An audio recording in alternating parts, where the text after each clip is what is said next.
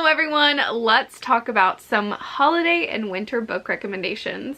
If you're new to my channel, my name's Elise. Welcome in. I'm glad you stopped by. And if you're not new, welcome back. It's great to see you again. As I mentioned, we're going to talk about some winter recommendations, but there are going to be 3 categories and 3 sections to this video. First, we're going to start with some holiday book recommendations. This is actually my shortest category because I don't like recommending books that 1, I don't like, and 2, that I have not read yet. Then we're going to talk about books that are set in winter, and then we're going to talk about books that maybe aren't necessarily set in the winter time, but they have that vibe. How do I explain that vibe? Maybe there are parts that are kind of stark or where things seem cold and kind of dreary. Ultimately, at the end, you know, we get past that, but there are moments to that that really stand out, and that's why I think that they make really good winter vibe book recommendations. So let's get started first with holiday recommendations. The first holiday recommendation I have for you is Baggage Cling by Juliana Smith. Don't you just love this cover? It's so fun. What happens is Olive is kind of estranged from her family. We don't really know why, but they've asked her to come back for Christmas, which was once really important to them, after like 5 years or something. So she finally agrees. She's super nervous about it and ends up getting kind of drunk on a flight on her way there and ends up talking to her seat neighbor, who is Finn, and kind of accidentally like spills her guts to him, and he's like, well, I'll be your fake boyfriend, because she's worried about not having a boyfriend coming home. Now, the reason for that is a little bit different than I had anticipated or you might expect. I'm not going to say why because that is a big reveal later in the book, but I really enjoyed it. Finn is golden retriever energy 100%, and what I really enjoyed is this is Grumpy Sunshine, but Olive is the grumpy one and Finn is the sunshine one, and I really appreciated that. Also, she has a reason for kind of hating Christmas, and so Finn calls her Grinchy, and I just think that's the cutest nickname ever. There is a lot of time spent skiing, like on the slopes. Finn is a ski instructor, so we get to see that side of things, and just a not so trusting person kind of slowly grow to trust people more. And the atmosphere of this little cozy ski town is really fun. It happens at Christmas time, but it's not so focused on the Christmassy aspect of things, if that makes sense. So I really appreciated that balance in this story. Next, we have a very underrated Christmas book in my opinion, and that is The Trouble with Christmas by Amy Andrews. This is the second book in a standalone series, and I loved it. It was so fun. We have our main character, Suzanne, or Susie. She is an artist who has lost her muse. So she wants to spend her Christmas holiday away in a cabin in a picturesque town. She'll celebrate Christmas herself and just hopefully find her muse. So she rents out this cottage, and it is owned by Joshua, who is a rancher. The houses are kind of close by, and so he sees her. Let's just say they don't have the best meet cute. And so Suzanne's parents are insisting that they spend Christmas together, but they aren't huge Christmas fans. They like very minimal Christmas. Her mom is also an artist, and that's also part of why she doesn't want to go home for Christmas, because she can't find her muse, and so her mom would like grill her about that and try and help her. She doesn't want that. So to deter her parents, she claims to be dating Josh, or Joshy, the rancher who owns the cottage she's renting. And they go all out for Christmas in the hopes of deterring her parents. It doesn't work, but they do the whole fake dating thing. It's really funny. Their banter is so fun, and we get to see some growth from both of them in their own ways and together as well. I just really enjoyed this. I thought it was a really good balance of like funny, kishy Christmas scenes and then that like deeper side of growth, you know, with her trying to find her muse and inner reflection, and him having some history that kind of damaged him. Yeah, it was really fun. I really enjoyed this one.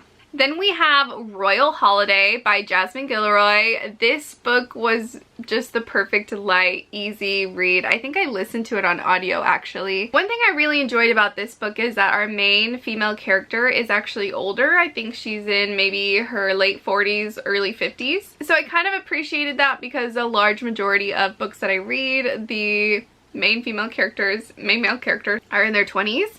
So it was nice to have a different perspective. Our main female character has a daughter, and her daughter gets asked to clothe the royal family or do like interior decorating or their makeup and hair, something to that degree. The daughter gets invited out there and she can bring a guest or a family member, so she brings her mom. While they're there, her mom gets to explore around the palace and around the guest wing of the palace, and ends up running into, I think, the queen or one of the royal members' kind of personal assistant. He makes sure things get done certain ways and things like that. He might even be security personal.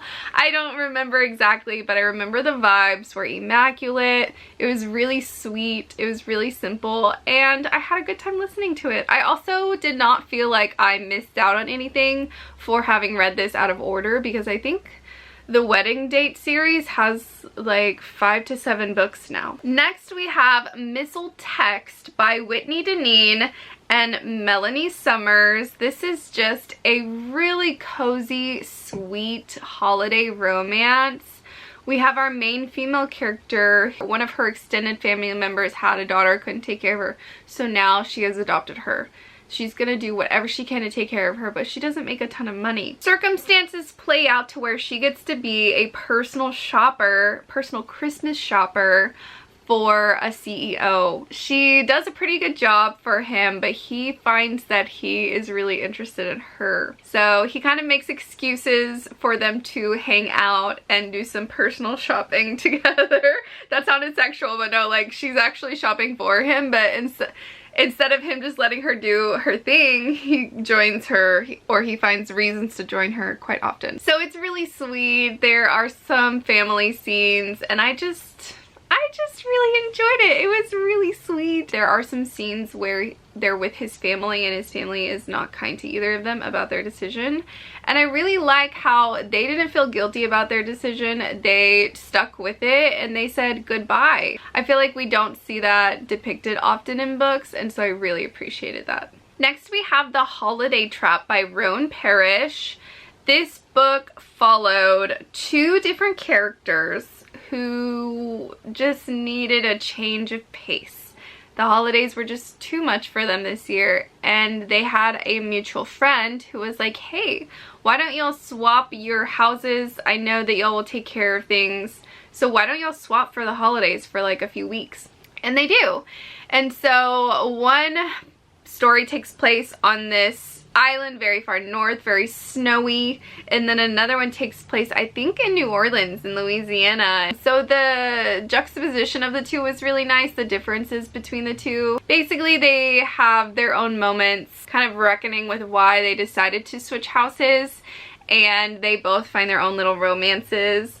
I feel like I learned a lot from this book. There were some things about communication and expectations in relationships that I really appreciated, because I never thought about it in that perspective before. If you really like holiday reads, you like a good queer romance, and you like a lot of internal growth and self-reflection, then this book is for you. Then we have There's Something About Mary by Cody Hall. I accidentally read this out of order. It's the second book in the Mistletoe romance, but I didn't feel like I missed out on anything by reading it out of order. This was pretty cute. It is a family that owns a Christmas store or a Christmas tree farm, a daughter who's pretty involved in that, and then they have a man, the main male character, who takes care of the land.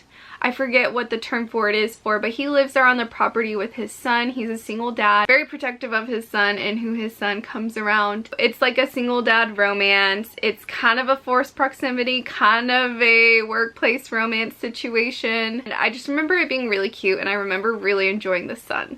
Next, let's talk about some books that are actually set in winter. First, we have The Electric Kingdom. This was a recent read for me.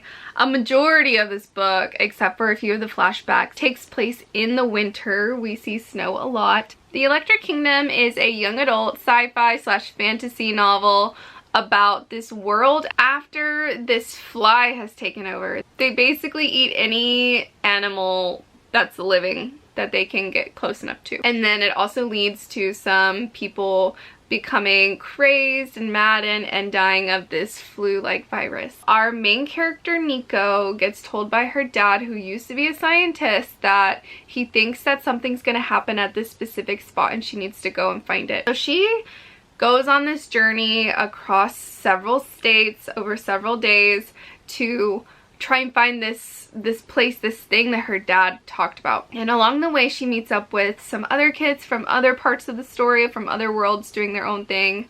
And so we have this like band of misfits, you know, seeing this world, this desiccated world. It's kind of post-apocalyptic almost. There are some twists and time aspects to this book that do not seem obvious initially, but they do reveal themselves later on in the book. I did appreciate that. Next is a book I haven't quite finished yet, but is super in winter and I'm really enjoying it, so I already know I'm going to feel comfortable recommending it, and that is Misery by Stephen King. Our main character is an author and he just finishes a book. He just finishes a series, so he's celebrating, and on the drive he crashes, and next thing he knows he wakes up in severely debilitating pain in a random stranger's house, who happens to be one of his biggest fans and has saved him. Basically, she's insane, legitimately, and she's kind of forcing him to write the ending of one of his recent books that he finished in the way that she approves of. Then we have The Nightingale by Kristen Hanna, and this book does not exclusively take place during winter. It takes place over several years. However, there are some really important scenes, very striking scenes that happen in the winter, and I feel like a majority of it is in the winter because I just remember how cold they are and the snow and things like that. The Nightingale is a historical fiction story about two sisters during World War II. They are both from France. They stay in different areas of France throughout this book, and they both have very different journeys and kind of roles during this war. It was really fascinating getting to see those two different sides of their experiences and their kind of thoughts and motivations behind what they do. Very heartbreaking novel, but I'm very glad that I read it. The next book is One True Loves by Taylor Jenkins Reid. I read this recently and really enjoyed it. Now again, this one doesn't only take place in the winter, but there are some very large, important scenes that take place in the winter. This story is about Emma, who marries her high school sweetheart Jesse. They are just best friends. They travel the world together. They have this grand, amazing life, and then on the eve of their wedding anniversary, Jesse disappears in a helicopter crash and they declare him dead. Emma just goes through this grief, this transformation of her life into a direction she never thought it would go, but for her it's right. And then 3 years later, not long after she becomes engaged, Jesse is found and he's alive. So the story goes on from, you know, when Jesse is found, and that time is during very late fall, early winter. There is snow involved, so that's why I feel like it's kind of a wintry read. Then we have Throne of Glass by Sarah J. Maas. Now I know Assassin's Blade is like technically before this. There are two different reading orders for this series, but if you start the Throne of Glass series with Throne of Glass, then it is starting in a wintry season, kind of late fall, early winter. Throne of Glass follows Selena Sardathian, who just got released out of slavery. Previously an assassin, the crown prince comes and brings her out of this slavery and says, if you compete in this competition to be the king's right-hand man, do his little dirty work for him, I will give you your freedom. She agrees, and she's doing all this training and all of these contests to try and become the right-hand man, but there's something evil lurking in the castle, and she's kind of taken it upon herself to try and figure it out.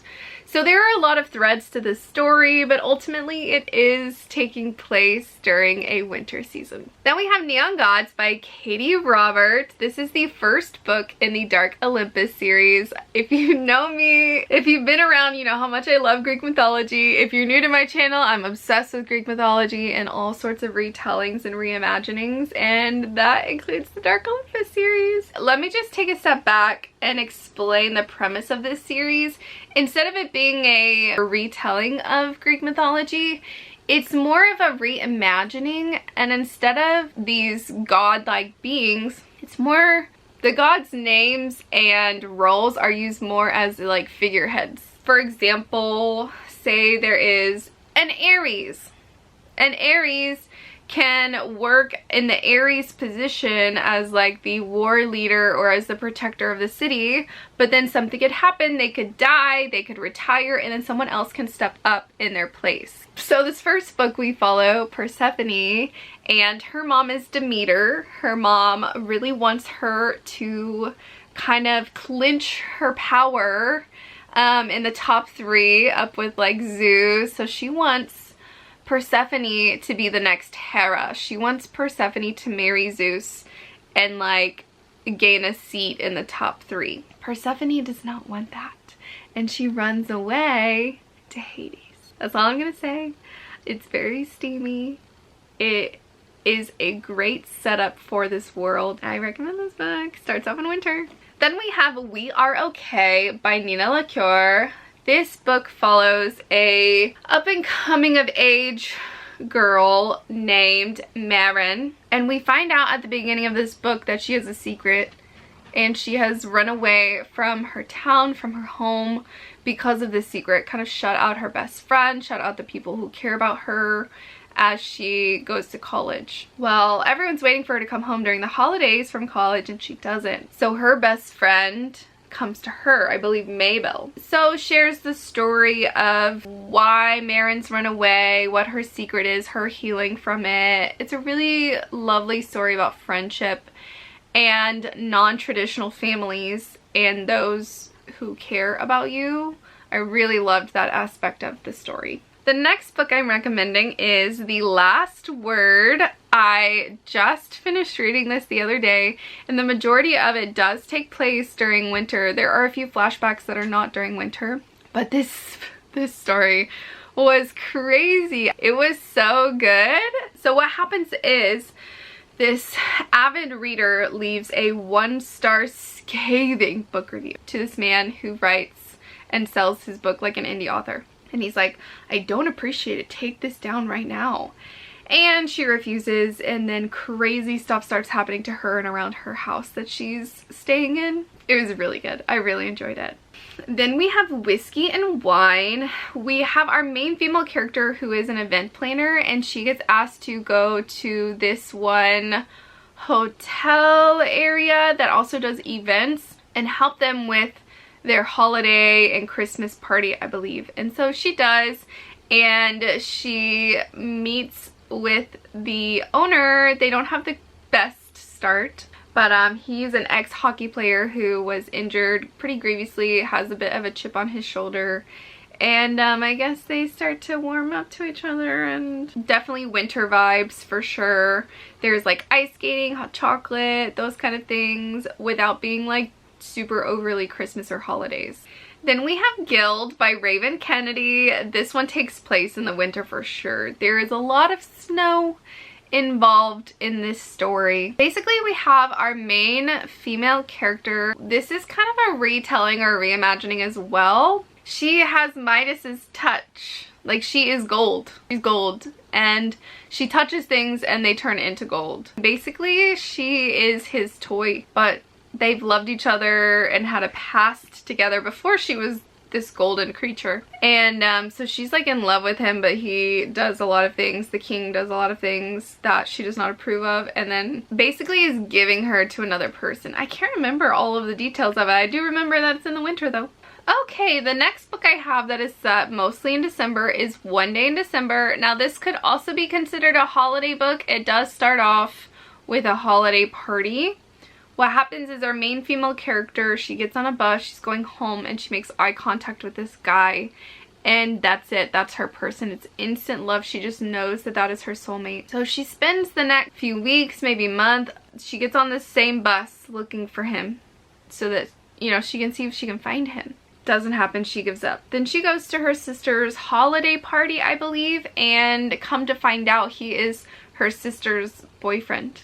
The new boyfriend that she'd wanted them to meet. This book was an interesting concept for a romance. It wasn't my favorite top romance, but I could see why a lot of other people would really enjoy it.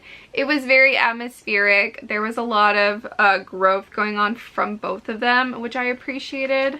But yeah, it's not all throughout winter, but there are some major scenes that take place in the winter. Last for set in winter is Silka's Journey. Now, trigger warning, this is a really tough read.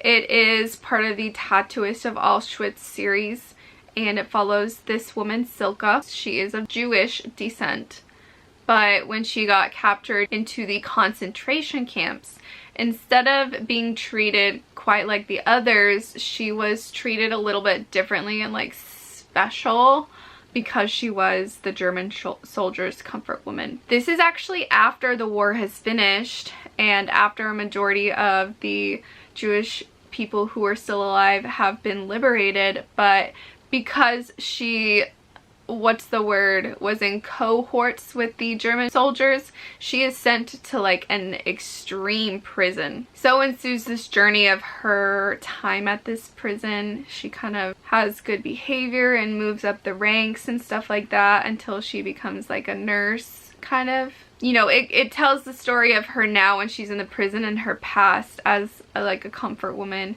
I listened to this on audio, and the narrators of both this story and Tattooist of Auschwitz are phenomenal. They really brought the story to life. But yeah, it was not an easy read, but it does take place during the winter. It has that gritty toughness to it too. Silka is one of those characters that you don't immediately fall in love with, but you respect. And then as the story goes on, you're so loyal to them and you want the best for them. Moving on to stories that are not necessarily set in winter, but they have that winter vibe. First we have Ice Planet Barbarians. Now, I guess I could put this set in winter, but it's a completely different planet that has ice and snow all year round. So I wasn't sure where to put this, but it's a good book to read any time of year. But if you want that winter vibe, Ice Planet Barbarians is a good one for you. This isn't for everyone, but if you are interested, this group of girls gets kidnapped by these aliens. Their ship malfunctions on this planet, and so our main female character, Georgie, is like, we're gonna die. I need to go see if I can find help. She does find help, and it ends up being these barbarian-like people, 7 feet, blue giant alien humanoid-esque creatures. They have this thing that like helps them survive. It's a symbiont, but it also attracts them to the opposite sex so that they can like procreate. That sounds so technical. So she finds this guy and he's like, oh my gosh, you're my mate, and it's like this amazing thing for them. He and the other aliens help save her girls, but it's like this whole journey, and I've read the entire series. Oh my gosh. Next we have The Night Circus by Erin Morgenstern. I love this book, a 5-star read for me. It's so atmospheric and so aesthetic. It is a pretty slow paced book. There is this magical circus and 2 people either work at it or they own the circus, and they decide to do this competition. They pit 2 magicians against each other at this circus, and whoever wins, the leader guy like owns the circus for that time. Whoever loses, the magician dies, and then the other guy doesn't own or lead the circus for that time, and then the cycle starts again. Celia and Marco are chosen, but before they even know that each other is competition, they have like this really cute meet cute. And they're both curious about each other, they have a good time, and then they find out that they're pitted against each other to the death for this circus. So the 2 start their competition, this magical circus competition, but they take it in a way that no one really expects. It's not like them fighting or doing magic against each other. It's more like an extension of the circus. They each have a different room or a different event that they add to the circus that makes it more robust and attract more people. And so instead of like to the death fighting, they're fighting with like additions of magic in the circus. I did not explain that very well. It just has that feeling of winter, that starkness, that underlying tension of who's going to win. How is this going to turn out?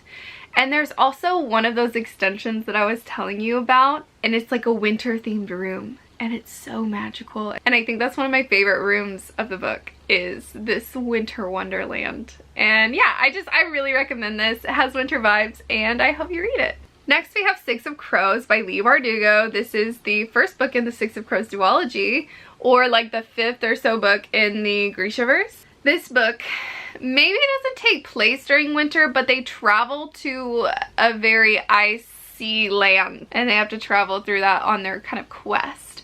What happens is, and Kaz, our main male character, is offered a chance at a deadly heist that can make him rich beyond his wildest dreams, but he can't do it alone, so he gathers this group of kind of like misfits, people with certain abilities or strengths, very found family, and they go on this journey to do this heist. And so on that journey, there is like an icy land involved.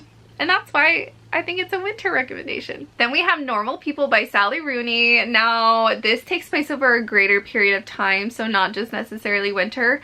I think the reason it feels like winter vibes for me is because I read it during winter, and so that stuck with me. This book really resonated with me. Normal People is just that. It's a book about two people whose paths cross over many years and just how their relationship changes and what they mean to each other changes to each other depending on their circumstances and where they are in life and how their life interconnects in various ways. I feel like I didn't sell it very well. It was just very different, very raw, very relatable at times. Normal People is the story of mutual fascination, friendship, and love.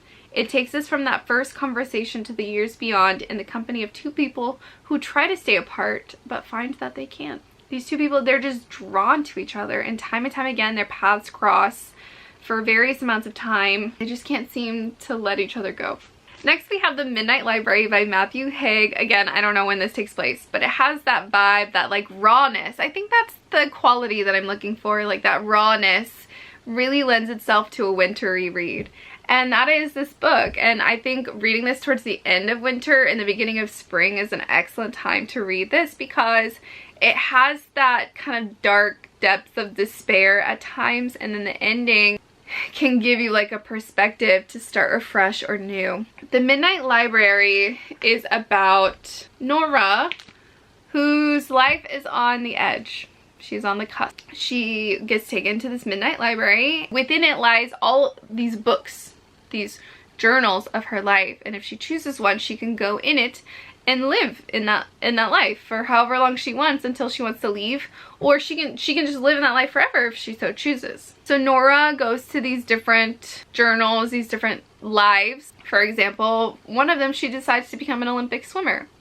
One of them she decides to continue a relationship instead of breaking things off, and so she sees the trajectories of these paths and how it changes her future. A lot of them she doesn't like, but it kind of gives her a perspective she never had before.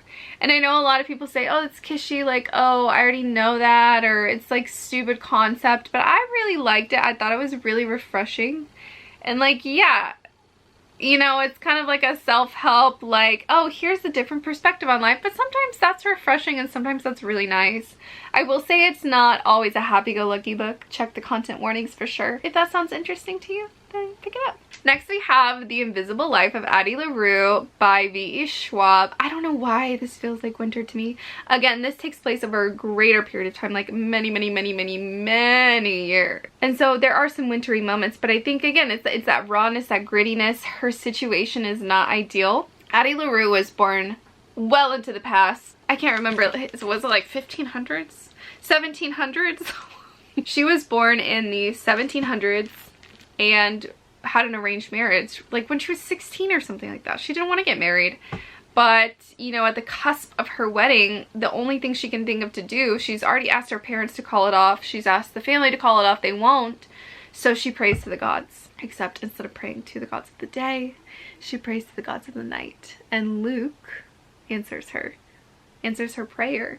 She gets to live free forever, endlessly. She can travel, she can go wherever she wants, and she does not have to get married. She does not have to marry these people. Except what she doesn't realize she trades with him is the memories of her. Everywhere she goes, no one remembers her. It's a fascinating concept. And so I think that grittiness of her like despair of not being remembered, she kind of figures it out and she just kind of slides through life, but it's not what she wanted. And then she meets a boy who does remember her, and his name is Henry. So ensues, you know, their journey of figuring out why they know each other, or why he remembers her and no one else does, and what should she tell him about her bargain, and all of these kind of things. It's less plot driven and more character driven. I've heard someone say it's like a character study of Addy LaRue, and I fully agree. Very slow pace. And when I first read this, I didn't love it, but I think about this book all the freaking time. And I think that's also a sign that this book is really good in its own unique way if it makes me think about it so often. So I think I'm gonna have to give it a reread, and you should give it a read too, and let me know if you do in the comments. The next book that has winter vibes is I Found You by Lisa Jewell. I think this might actually take place in the winter, but I can't really be sure. What happens is we follow this lady who finds a guy walking and alone on the beach who has amnesia. He can't remember anything about his life, but he does recognize this town. And so we flip between that timeline and a past timeline with two teenage boys and a girl in this town. So we keep doing those flashbacks. So you don't know who the man is, right? Like one moment you think it's gonna be the brother of the girl, and then, you know, another flashback and you think he's gonna be the other guy of the story. And so it was really good. It kept me on my toes. I enjoyed it a lot. It definitely had, again, I think that like gritty, despairing kind of vibe to it that I think comes with winter reads, or at least my winter recommendations. What does that say about me? I don't know. Alright my friends, these are my winter recommendations with holidays set in winter and just with winter vibe. I hope you can find something that you enjoy and want to read in this winter season. I would love to know if you've read any of these and your thoughts in the comments. I hope you enjoyed this video, and I hope you're enjoying Vlogmas thus far. It has been a wild ride, and I will see you in my next video. Bye everyone, sending you good vibes.